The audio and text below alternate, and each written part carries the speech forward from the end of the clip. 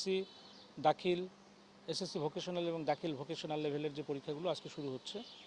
আমাদের এই নারায়ণগঞ্জ জেলায় 5টি উপজেলা এবং সিটি কর্পোরেশন এলাকা মিলিয়ে 56টি কেন্দ্রতে আমাদের এই পরীক্ষাগুলো হচ্ছে। আমাদের মোট শিক্ষার্থীর সংখ্যা 33,025 জনের মতো। এর মধ্যে নিয়মিত অনিয়মিত দুটো মিলিয়েই আছে আসলে। তো আমাদের প্রস্তুতি বলতে যে বিষয়টি আপনারা জানেন যে আমরা চেষ্টা করছি সর্বোচ্চ সুষ্ঠু পরিবেশে যাতে আমাদের এই পরীক্ষাটা নিতে পারি। এর মধ্যে নকলমুক্ত অথবা কোনো ধরনের দুর্নীতিমুক্ত অথবা কোনো ধরনের যাতে অবৈধ সুযোগ সুবিধা বাচ্চারা না নিতে পারে এই ধরনের একটা পরিবেশে আমরা এটা নিশ্চিত করার চেষ্টা করেছি। আমরা একাধিক প্রস্তুতিমূলক সভাও করেছি এবং বোর্ড থেকে প্রস্তুতিমূলক সভা হয়েছে আমাদের সকল কেন্দ্র সচিবকে নিয়ে আলাদা করে। এবং এখানে যে ইনস্ট্রাকশনগুলো আছে তার মধ্যে অন্যতম হচ্ছে গিয়ে পরীক্ষার হলে যাতে কেউ কোনো ধরনের ইলেকট্রনিক ডিভাইস অথবা পরীক্ষায় সুবিধা পায় এই ধরনের কোনো ডিভাইস তারা যাতে না নিয়ে ঢুকতে পারে এবং এটা আমরা নিশ্চিত করছি। আমাদের বাচ্চাদের টেকিং করে তাদেরকে ঢোকানো হচ্ছে এবং কেন্দ্রগুলোতে সবসময় আমরা সচেতন আছি। আমাদের কেউ যাতে কোনো মোবাইল ফোন ব্যবহার করতে না পারে অন্ততপক্ষে ইনভিজিলেটর পর্যন্ত, সেটাও আমরা নিশ্চিত করেছি। আমাদের কেন্দ্র সচিবের কাছে কেবলমাত্র একটা বাটন ফোন থাকছে।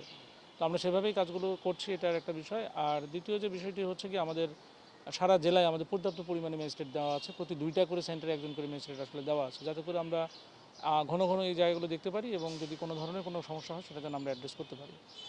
এর বাইরে আপনারা যে জিনিসটা জিজ্ঞেস করলেন যে ট্রাফিক জ্যামের জন্য যে কী বিষয়টি আছে, এটার জন্য আমাদের ট্রাফিক পুলিশ আলাদাভাবে একটা কাজ করছে। পরীক্ষার সময়গুলোতে যখন বাচ্চারা ঢুকবে এবং যখন বের হবে এই সময়টাতে তারা এক্সট্রা যত্ন নিচ্ছে যাতে করে আমাদের এই ট্রাফিক ম্যানেজমেন্টও আমরা ঠিক রাখতে পারি। আমাদের যেহেতু ছোটো জায়গায় অনেকগুলো সেন্টার, এই শহর কেন্দ্রিক প্রায় সেন্টার 15টির মতো, সেক্ষেত্রে তো অবশ্যই একটা ফ্লো আছে।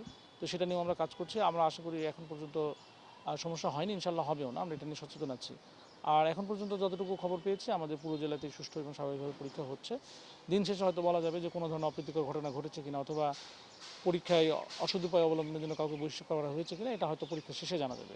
তবে এখন পর্যন্ত আল্লাহর রহমতে পুরো জেলাতেই সঠিক এবং সুষ্ঠুভাবে পরীক্ষা চলছে। আমাদের বর্তমান সরকার যেটা চায় যে পরীক্ষা ব্যবস্থাপনার যে সুষ্ঠুতা অথবা যে আমাদের আধুনিক যে পরীক্ষা ব্যবস্থাপনা সেটাই আমাদের এই সরকার চাচ্ছে এবং সেই অনুযায়ী আমরা ব্যবস্থা নিচ্ছি। আমরা বাচ্চাদের ডিস্টার্ব না করে কোনো ধরনের আতঙ্কিত না করে আমাদের সর্বোচ্চ যেটা আইনের প্রয়োগ সেটা আমরা করতে চাই। এটা যেমন বাচ্চাদের ক্ষেত্রেও পরীক্ষার ক্ষেত্রেও ঠিক একইভাবে যারা কক্ষ পর্যবেক্ষক থাকবেন এবং পরীক্ষা সংশ্লিষ্ট যারা ব্যক্তি প্রত্যেককে জবাবদিহিতার আওতায় আনা হয়েছে। আপনারা জানেন যে এবারই প্রথম আমাদের প্রতিটা কেন্দ্রে এবং প্রতিটি কক্ষে কিন্তু সিসি ক্যামেরা স্থাপন করা হয়েছে। তার মানে আমরা এটা যে কোনো সময় ট্র্যাক করতে পারবো এবং এই সিসি ক্যামেরাগুলো কিন্তু আমাদের প্রিজার্ভও করার নির্দেশনা আছে যে পরীক্ষার পরেও আমরা এগুলো দরকার হলে আমরা এটা যাচাই বাছাই করে দেখতে পারবো যে আমাদের এখানে কক্ষ পর্যবেক্ষকদের কোনো গাফিলতি ছিল কিনা অথবা শিক্ষার্থীরা কোনো অন্যায্য সুবিধা নিয়েছে কিনা এগুলো আমরা কিন্তু দেখতে পারবো। তো সেইভাবে আমরা সাজিয়েছি এবং এখন পর্যন্ত আল্লাহর রহমতে সব কিছু ঠিকঠাক চলছে।